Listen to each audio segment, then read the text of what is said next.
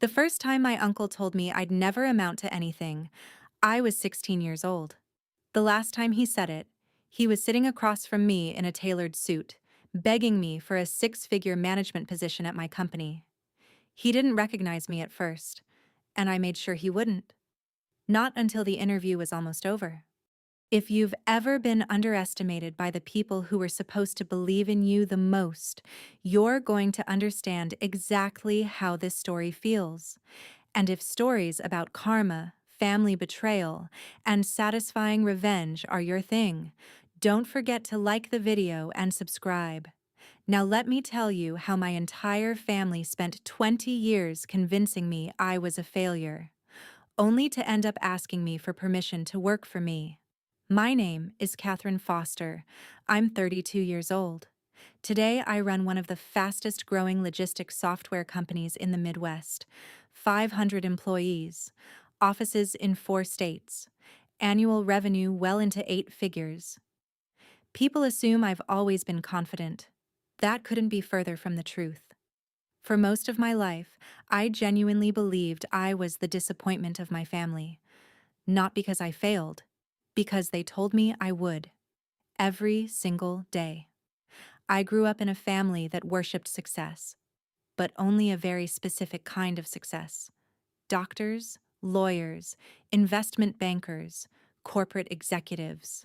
If your business card didn't impress strangers, you didn't matter. My father, Richard Foster, spent 30 years as a regional bank executive. He introduced himself by his job title. My older brother Ethan became an attorney before he turned 30. Family dinners practically became award ceremonies whenever he walked into the room. My mother loved telling people, both my husband and son are leaders. Then she'd glance toward me. Catherine is, still figuring things out. She always smiled when she said it. That somehow made it hurt even more. I wasn't lazy. I wasn't rebellious. I simply loved different things. While Ethan obsessed over debate competitions and law school rankings, I spent weekends taking apart old computers, rebuilding websites for local businesses, and teaching myself programming from free online forums. I loved solving problems, creating systems, building things that actually helped people. None of that impressed my family. Dad called computers a hobby. Mom referred to coding as playing games. Uncle David loved asking, "So when are you getting a real career?" Everyone laughed. Every time. After enough years. I started laughing too. Mostly because crying during dinner wasn't considered acceptable. Things became worse after college. I graduated with a computer science degree, not from an Ivy League university, not from some famous engineering school. Just a solid public university where I'd worked 3 part-time jobs to avoid taking on more debt. Graduation day should have been one of the happiest moments of my life. Instead, Dad looked at my diploma and shrugged. I guess someone has to make websites. Ethan laughed. Maybe you'll design mine someday. Mom nodded politely. We're proud of you. In our own way. I remember standing there in my graduation gown while families around us celebrated. Parents hugging their children, taking pictures, crying. Mine looked like they were attending a mandatory work meeting. My first job paid $48,000 a year. I loved it. Tiny startup, messy office, secondhand furniture, whiteboards covered in impossible ideas. It felt alive. I learned more in 1 year than most people learn in 5. Every new project felt exciting. Every challenge made me better. Every Friday, I couldn't wait for Monday. Whenever I shared that excitement with my family, Dad would ask, "So when are you applying somewhere respectable?" Thanksgiving became torture. Christmas became worse. Every holiday followed the same script. Ethan talked about promotions. Dad talked about bonuses. Mom bragged about everyone's achievements. Then someone would remember I existed. Catherine still works for that little software place. Little. Cute. Temporary. Those were their favorite words, as if my entire career was just a phase I'd eventually outgrow. One Christmas Eve, Uncle David looked straight at me across the dinner table. "You know what your problem is?" I hadn't spoken for almost 20 minutes. Still, apparently, I had a problem. "What?" "You don't think big enough. I own part of the company now." He laughed. "What part?" 3%. The room exploded with laughter. 3%. They thought it was adorable, like a child pretending to own Disneyland because she bought one souvenir. No one asked how much that equity might become worth someday. No one cared. Then everything fell apart. Our startup lost a major investor. Funding disappeared. Within 2 months, almost everyone was laid off, including me. It was devastating. Not just financially, emotionally. That company had been my home. I'd poured years into helping build it. Watching everyone pack their desks felt like attending a funeral. I drove home in silence, pulled into my apartment parking lot, turned off the engine, and cried harder than I had in years. Not because I'd lost a paycheck, because I'd lost something I believed in. I made one mistake. I called my parents. I thought, maybe this time, they'd comfort me. Dad answered. "What happened?" "I got laid off." There was a pause. Then he sighed. "I warned you. That was it." Not, "Are you okay?" Not, "Come stay with us." Not, "We'll help." Just, "I warned you." Mom took the phone. "Maybe this is the universe telling you to choose a stable profession." Stable, as if years of hard work had simply been a childish experiment. When I hung up, I realized something that took me another decade to fully understand. My family didn't love me conditionally. They respected success conditionally. And since they didn't believe I could ever become successful, they'd already decided I wasn't worth believing in. 3 weeks later, I attended Ethan's birthday dinner. Worst decision of my life. Everyone knew I'd lost my job. Apparently, that made me entertainment. Uncle David raised his wine glass. "How's unemployment treating you?" People chuckled. "I'll find something." "I'm sure you will." His smile widened. "Eventually." Dad added, "Maybe it's finally time to stop chasing startup fantasies." Ethan leaned back. "You know my law firm is hiring receptionists." The table burst into laughter again. Receptionist? After years of software engineering, he knew exactly what he was doing. I smiled, because if I didn't, I'd scream. Inside, something cracked. Not dramatically, quietly, like ice breaking beneath your feet. Invisible, permanent. I finished dinner, drove home, sat alone in my apartment until nearly 4 in the morning, and for the first time, I stopped asking myself how to make my family proud. Instead, I asked a different question. What if they never would be? I wish I could tell you that the moment I stopped chasing my family's approval, everything suddenly became easier. It didn't. If anything, the next 2 years were the hardest of my life, because letting go of hope is a strange kind of grief. You don't cry all at once. It happens in tiny moments, like instinctively reaching for your phone after good news, only to realize there's no one you actually want to tell anymore. Or getting a promotion and wondering why it doesn't feel as exciting as you imagined it would. Or hearing your mother's ringtone and feeling your stomach tighten before you even answer. That's what those years felt like. 1,000 tiny heartbreaks. Money became tight almost immediately. Unemployment checks barely covered rent. I canceled every subscription I had, sold my television, stopped ordering takeout. The nice coffee became grocery store instant coffee. I started counting dollars instead of spending them. At 29 years old, I found myself standing in a supermarket debating whether I could afford blueberries. I remember putting them back. It wasn't because they were expensive. It was because I needed gas more than fruit. Standing there under those fluorescent lights, Holding a plastic container of berries, I suddenly thought, this is exactly what they expected of me. That thought hurt more than being broke. Finding another software job wasn't as simple as I'd hoped. The economy had slowed. Tech companies were freezing hiring. Hundreds of applicants fought over every opening. I spent 6 hours every day submitting applications. The other 2 hours were spent pretending I wasn't terrified. Every rejection email sounded the same. We've decided to move forward with another candidate. Your qualifications are impressive. However, unfortunately, I stopped reading the full messages. I already knew how they ended. One afternoon, I received an invitation for an interview at a large corporate technology company. The salary was incredible. The benefits were even better. I spent 2 days preparing, researching the company, practicing technical questions, buying a secondhand blazer from a thrift store because my interview clothes were wearing out. I walked into that building believing maybe my luck had finally changed.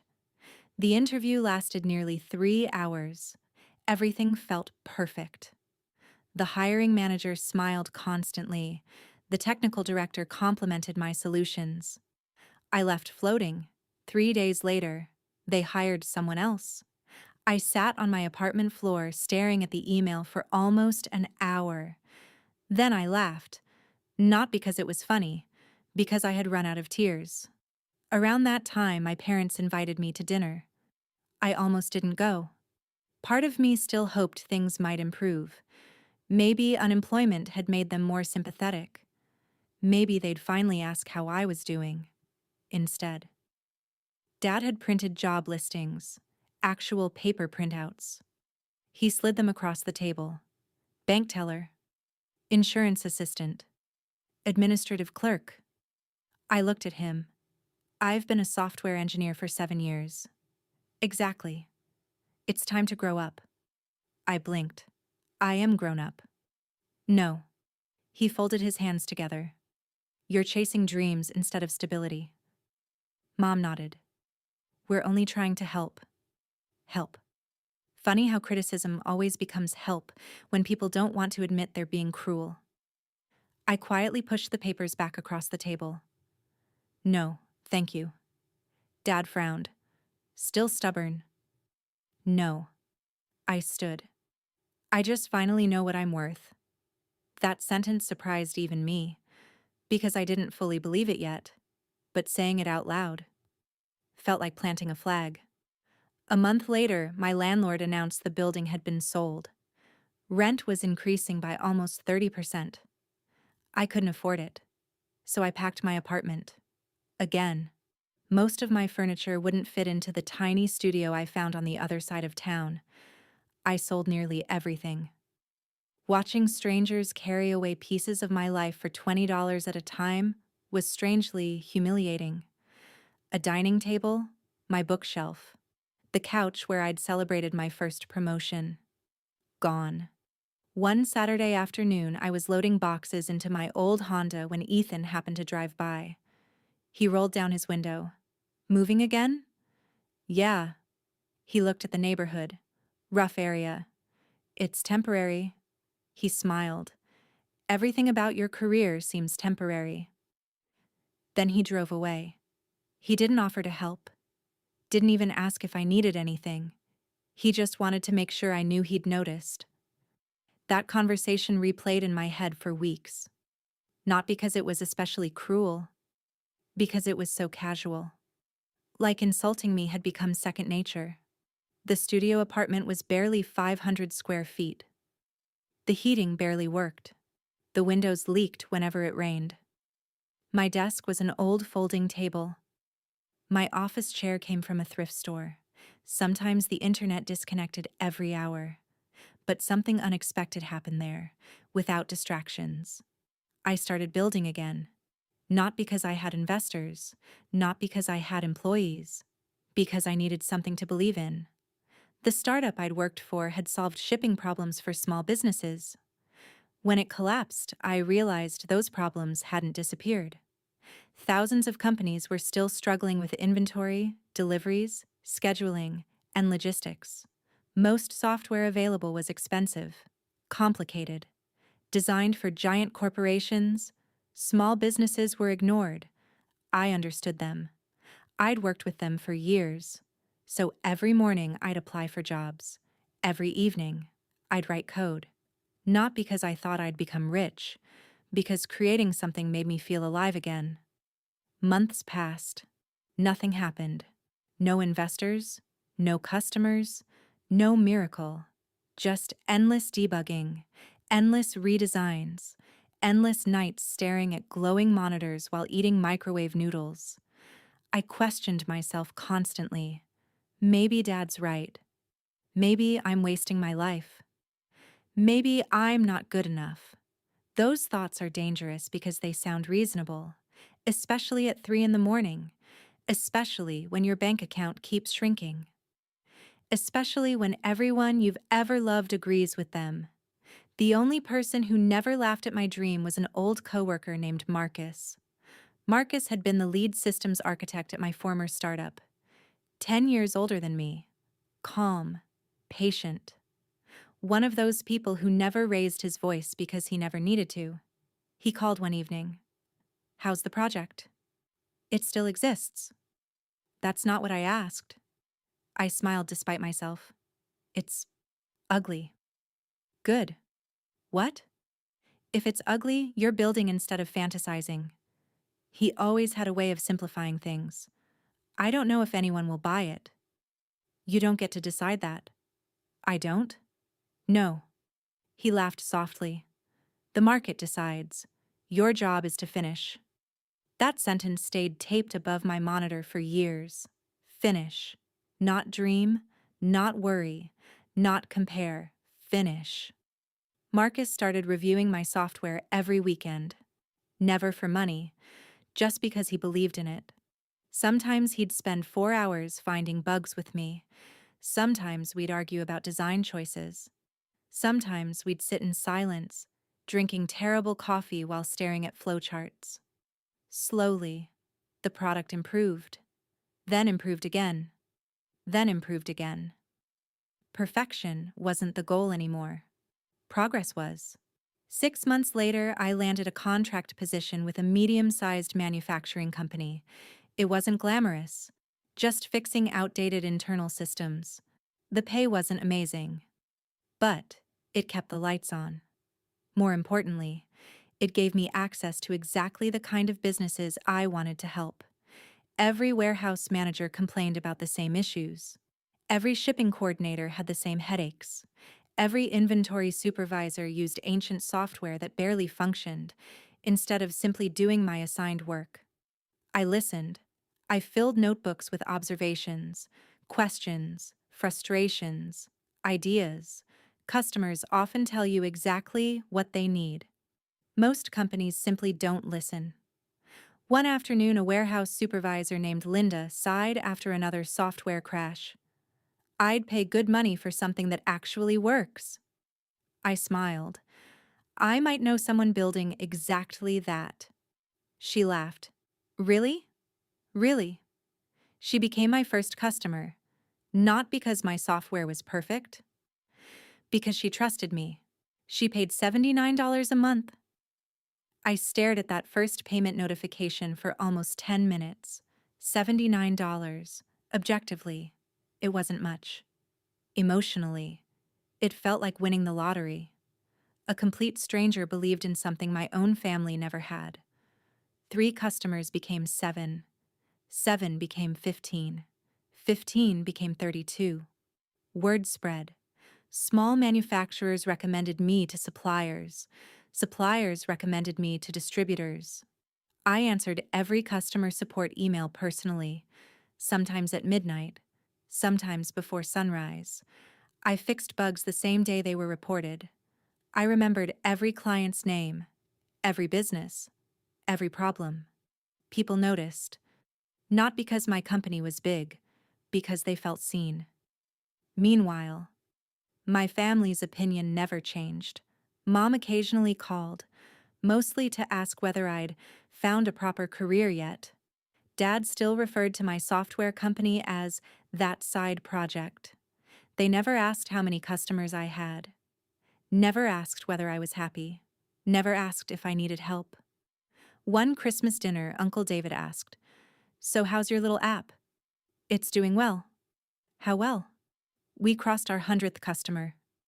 He shrugged. "So, still tiny." Then Ethan smirked. "My annual bonus is bigger than your entire company." Everyone laughed again. Except me. I didn't correct him. I could have. By then, my recurring revenue had already passed his bonus. But something inside me had changed. I no longer needed them to know. Success enjoyed in silence has a different kind of peace. About a year later, Marcus walked into my tiny office carrying a bottle of cheap champagne. "What happened?" He grinned. "You just signed customer number 1000. I blinked. "What?" He pointed at my dashboard. I'd been so busy fixing support tickets I hadn't even noticed. 1,000 businesses, using software I'd written in that freezing studio apartment. For several seconds I couldn't speak. Marcus quietly opened the bottle. The cork bounced off the ceiling. Foam spilled onto the floor. We laughed like children. No photographers, no applause, no headlines. Just two exhausted people standing in a cramped office celebrating a dream that had somehow survived. That night, after Marcus left, I sat alone in the silence. I looked around the room, the thrift store chair, the scratched folding desk, the whiteboard covered in ideas. I remembered my father saying, "You'll never amount to anything." For the first time, I didn't feel angry. I felt something far more dangerous, certain, because I finally understood something my family never had. Success doesn't arrive all at once. It sneaks up on you while you're too busy doing the work. And by the time other people notice, it's already too late for them to stop you. I had no idea just how true that would become, because only a year later, the same relatives who had spent decades laughing at my career were about to lose everything they thought could never be taken away. The first sign that something had changed wasn't a phone call. It was silence. For almost 3 months, nobody in my family contacted me. No sarcastic birthday text, no holiday invitations, no random comments from my mother asking whether I'd finally found a real career. Nothing. If you'd told 25-year-old Catherine that her family would stop criticizing her, she would have celebrated. 31-year-old Catherine knew better. People like my family rarely become quiet without a reason. The answer arrived through LinkedIn. I was eating lunch at my desk when I noticed an article in my feed. Foster National Bank announces major restructuring. I clicked without thinking. Halfway through the article, I stopped chewing. The bank where my father had worked for over 30 years was closing dozens of regional offices after a merger. Hundreds of management positions were being eliminated. One of the names listed under executive departures caught my eye immediately. Richard Foster, my father. Retired wasn't the right word. Replaced was. I sat back in my chair. For a long moment, I didn't feel anything. Then guilt crept in. Not because he'd lost his job, because my first instinct had been relief. I hated that about myself. Or at least, I thought I did. 2 weeks later, Marcus walked into my office carrying coffee. "You look distracted." "My dad lost his job." Marcus nodded slowly. "You okay?" "I don't know." He waited. Marcus never rushed people. I keep thinking I should feel sorry for him. But every time I remember how he treated me, I looked out the window. I just feel tired. Marcus leaned against the doorway.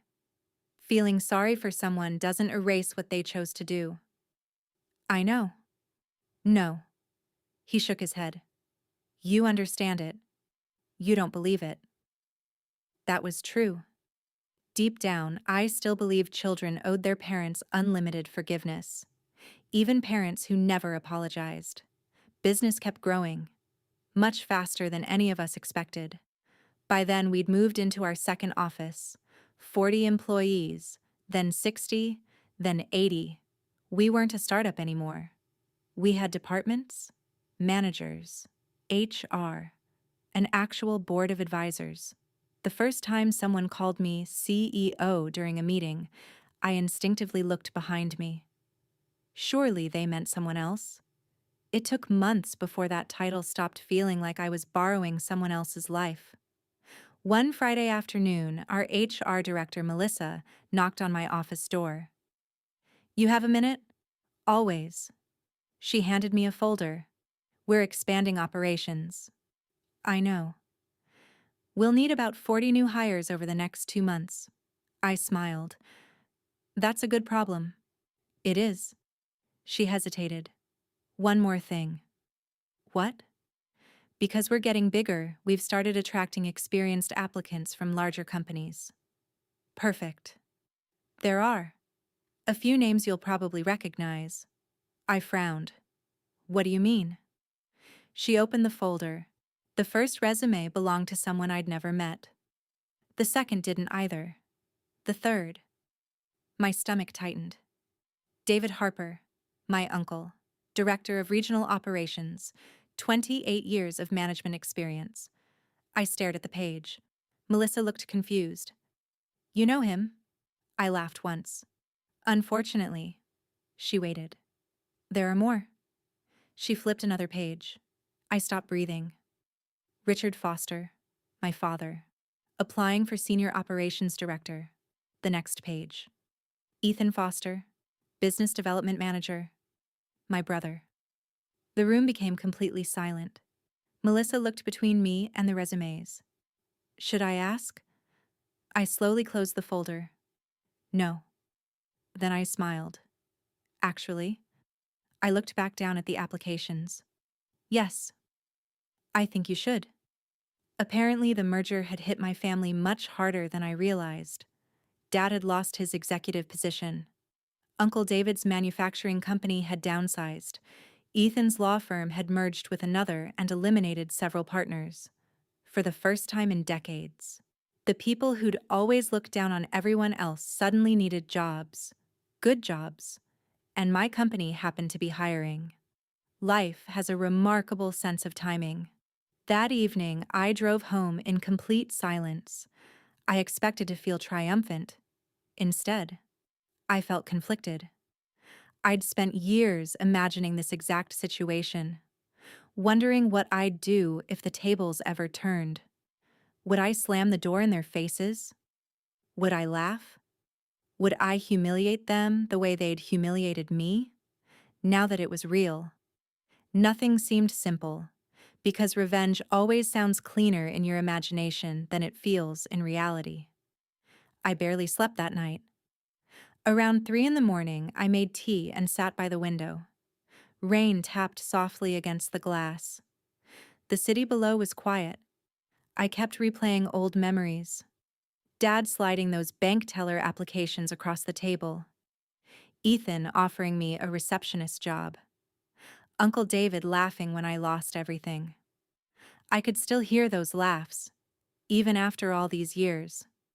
People think painful memories fade. Some do.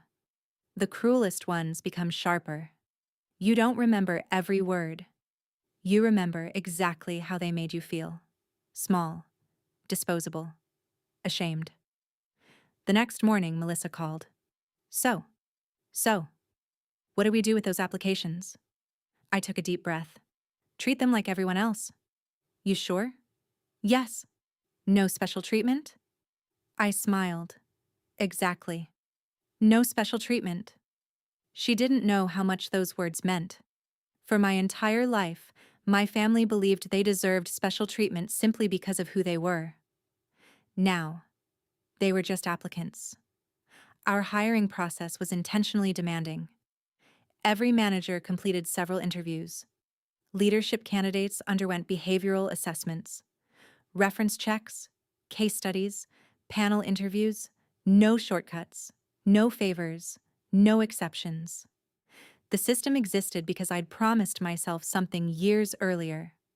Nobody would ever be hired because of connections, only ability.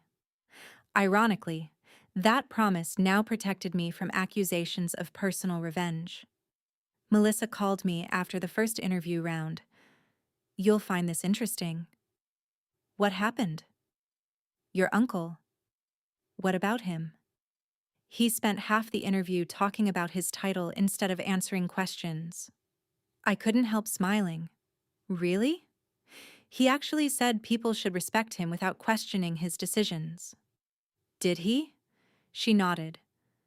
The interview panel wasn't impressed. That sounded familiar. Authority had always been enough in my family. Respect was something they expected, not something they earned. Dad's interview wasn't much better. Melissa summarized it carefully. "He has experience." "I know. But, but, he blamed younger employees for every problem in his previous company." I closed my eyes. Of course he did. Nothing had ever been his fault. Not failed projects, not unhappy coworkers, not his relationship with me. Everything bad happened because someone else wasn't good enough. Then came Ethan. I watched part of his interview through the internal review recordings. Not because I wanted to, because something inside me needed to see who he'd become. Or perhaps, who he'd always been. He entered confidently, expensive suit, perfect smile, firm handshake, for the first 20 minutes. He was charming, funny, polished. Then one interviewer challenged one of his sales strategies. The smile disappeared instantly. He became defensive, dismissive, condescending. By the end of the meeting, he'd interrupted 3 people.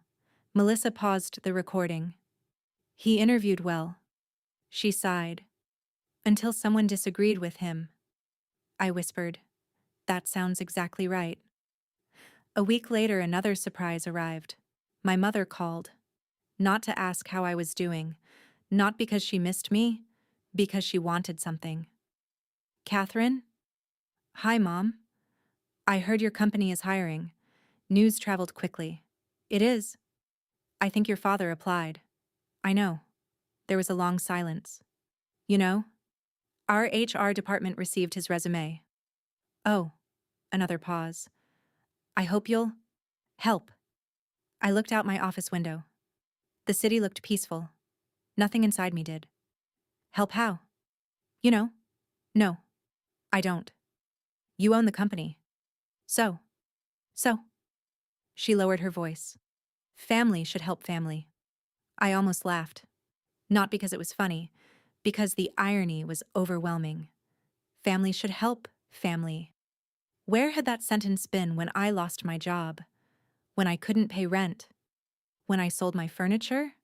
When they laughed while I was unemployed? I quietly asked, "Mom." "Yes?" "When exactly did family start helping family?" Silence. Real silence. The kind that only comes when someone has no good answer. "I? You've had 32 years." Still nothing. Finally, she whispered, "People change." I nodded slowly. "They certainly do." Then I ended the call. For the rest of the day, I couldn't focus. Not because I felt guilty, because I finally understood something I'd never allowed myself to admit. My family didn't believe in unconditional love. They believed in conditional usefulness. When I had nothing they needed, I was a disappointment. Now I owned something valuable. Suddenly, I was family again. That realization hurt far more than any insult they'd ever thrown at me, because insults can be ignored.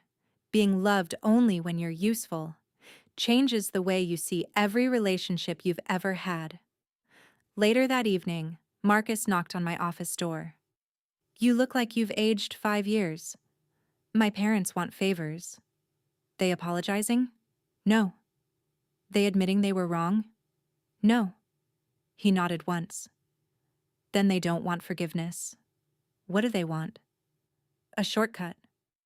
I leaned back in my chair. What would you do? Marcus thought for a long time. Then he smiled. I'd let the process work. That's it? That's justice. I frowned. Not revenge? He shook his head. Real revenge isn't becoming cruel. It's making the rules fair. Those words stayed with me all night. Because for years I'd imagined getting even. Now, I saw a better possibility. I didn't need to humiliate them. I didn't need to insult them. I didn't need to become the person they had been. All I had to do was refuse to give them advantages they'd denied everyone else. They would face the exact same standards every stranger faced. Nothing more, nothing less. And somehow, that felt infinitely more satisfying. But I still had one surprise waiting for them. Because after the interview panels made their final recommendations, there would be one final meeting, one they weren't expecting, one where they would finally discover exactly whose company they had been trying so desperately to join. The final interview was never supposed to be dramatic. Normally, it lasted 15 or 20 minutes. The candidate met with the CEO, discussed the company's long-term vision, asked a few questions, and then HR finalized the paperwork. By the time applicants reached that stage, the decision was usually already made. It was more about culture than qualifications. But this time, nothing about the process was normal. Melissa walked into my office early that Monday morning carrying 3 folders. She placed them neatly on my desk. The interview panels are finished. I looked at the folders but didn't open them. How did they do? She sat down across from me. I'll give you the short version. I nodded. Your father has strong industry experience, but every panel noted the same issue. What? He struggles to accept feedback. When challenged, he immediately blames other people. I wasn't surprised. And Uncle David? Melissa almost smiled. He believes experience automatically makes him right. That also sounds familiar? She slid the 3rd folder toward me. Your brother is intelligent. I know. But emotionally, she searched for the right word. He treats disagreement as disrespect. For a moment, neither of us spoke. Finally, she said quietly, I know these are your relatives. They are. If this is uncomfortable, I can handle the final meetings. I looked at the folders again. No, I need to do this. Not because I wanted revenge, because I wanted closure. There is a difference. The first interview was with my uncle. He arrived 20 minutes early. Exactly the kind of thing he'd once criticized me for not doing. From the security cameras, I watched him walk through our headquarters. The building was nothing like the tiny office where Marcus and I had celebrated our first 1,000 customers. Now there were glass conference rooms, collaborative workspaces, engineers discussing projects over coffee, large screens displaying live customer metrics, employees greeting each other by name. People looked happy. That mattered to me more than the building itself. I had promised myself years ago that no one would dread coming to work because of fear. I wanted people to feel respected, the exact opposite of what I'd grown up with. Melissa escorted Uncle David into the executive conference room. I waited exactly 2 minutes before opening the door. He stood politely. Professional smile, confident posture. He still hadn't looked closely at me. He was reading the nameplate on the table. He frowned slightly. Then he looked up. His smile disappeared. His face turned completely white. Catherine? I smiled. Good morning, Uncle David. For several seconds he couldn't speak. His mouth opened, closed, opened again. You weren't expecting me? I didn't know. This was my company? He slowly sat back down. No. The silence became almost uncomfortable. Finally, I said, let's continue the interview. He tried. I'll give him that. For about 10 minutes he answered professionally, but he couldn't stop staring at me. Every answer became shorter. His confidence evaporated. Finally, he cleared his throat. Catherine. Yes? I think we've gotten off on the wrong foot over the years. I tilted my head. The wrong foot? You know what I mean? No, I really don't. He shifted in his chair. We've joked around. I looked at him calmly. Is that what you call it? It was family. No. I said it quietly. It wasn't. He looked down, for the first time in my life. My uncle looked embarrassed. Not angry. Embarrassed. I suppose? He sighed. We weren't always fair. Weren't? He nodded once. I'm sorry if. I gently interrupted him. No. He blinked. If isn't an apology. Another long silence. Finally he whispered, I'm sorry. It was the first genuine apology I'd ever heard from anyone in my family. It didn't erase anything. But it mattered. I thanked him. Then I finished the interview exactly the same way I would have with any other candidate. Professional, respectful, fair. When he left, he looked 20 years older. An hour later, my father arrived. He walked into the room confidently. Then he saw me. Every bit of confidence disappeared. Catherine. Good morning. You. He looked around the office. This is yours? Yes. When? It took about 6 years. He stared at me. I had no idea. I know. He sat down slowly. His hands were trembling. I'd never seen my father nervous before. Not once. Not during speeches. Not during family arguments. Not ever. Until that moment. The interview barely lasted 5 minutes before he stopped pretending. I owe you an apology. I waited.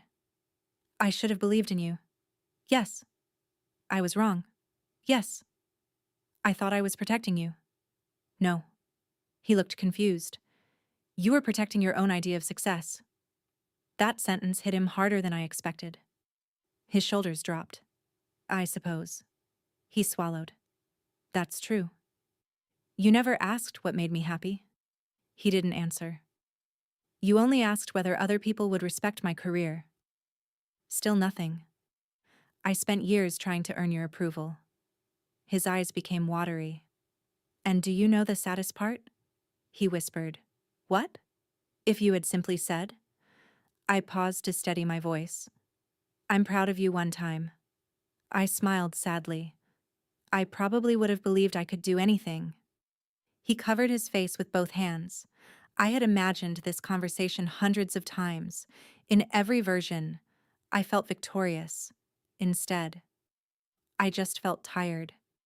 Because grief doesn't disappear when the other person finally admits they caused it. Sometimes it simply becomes quieter. When he stood to leave, he hesitated. Do I have the job? I answered honestly. I haven't made any decisions. He nodded. Then, just before reaching the door, he turned around. I really am proud of you. I believed him. For the first time. The problem was, it had arrived almost 10 years too late. Ethan's interview happened the following afternoon. Unlike the others, he recovered from the initial shock quickly. He leaned back in his chair. So. I guess congratulations are in order. Thank you. He smiled. You've done well. There it was. Not amazingly. Not I'm proud of you. Just. You've done well. The compliment sounded like it physically hurt him. We discussed business for nearly 30 minutes. He was intelligent, prepared, articulate. Then he smiled. I assume being family counts for something. I looked directly at him. It doesn't. His smile faded. You'd really make me compete with strangers? I couldn't help it. I laughed. Not loudly, not cruelly, just once. You asked me if I'd like to be your receptionist. His face immediately reddened. I was joking. I wasn't. Silence. You embarrassed me in front of the whole family. I know. I lost sleep because of that conversation. He looked away. I didn't realize. I know. You never asked. After he left, Melissa returned. Well? I leaned back. What do the hiring committees recommend? She opened the folders. Your uncle failed leadership assessment. I nodded. Your brother performed well, but not well enough for the executive role he requested. And my father? She hesitated. He has experience. But? He wouldn't fit the culture you've built. That answer hurt more than I expected, because she was right. Not because he lacked talent, because our company required humility, accountability, collaboration, everything he'd spent decades dismissing. I signed the decisions. None of them were hired, not because they were family, not because I wanted revenge, because other candidates were genuinely better. That mattered. If I had rejected them out of spite, I would have become exactly what they'd always accused me of being. Instead, I followed the same rules I'd created years earlier, the rules they had expected me to break for them. A week later, my mother asked if we could meet. We chose a small cafe halfway across town. She looked older, smaller somehow. Life had humbled her. After a few minutes of awkward conversation, she quietly asked, "Why didn't you hire them?" I stirred my coffee. "The same reason I hired everyone else. I don't understand. They weren't the best candidates." She stared at me. "You chose strangers over family." I smiled sadly. "No. I chose fairness over favoritism." She had no answer, because she knew exactly how many times favoritism had shaped our family. Just never in my direction. The story somehow spread through professional circles. Not the family drama, the hiring process. Employees talked about it. Managers talked about it. Eventually, someone wrote an anonymous post on LinkedIn about a CEO who refused to give executive positions to relatives because they hadn't earned them. The post went viral. Millions of views. Thousands of comments. Most people didn't know it was about me. I preferred it that way. The lesson mattered more than my name. 6 months later, something unexpected happened. My father sent me a handwritten letter. Not an email, not a text. A real letter. He apologized again, but this time he didn't defend himself.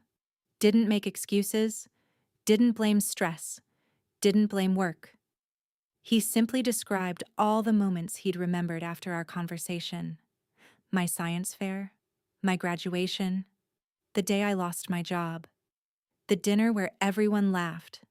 He wrote, "I keep realizing that every time you needed a father, I chose to be a judge instead."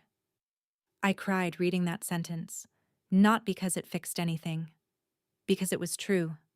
Our relationship never became perfect. It never could. Some things are too heavy to completely erase. But over time, it became honest.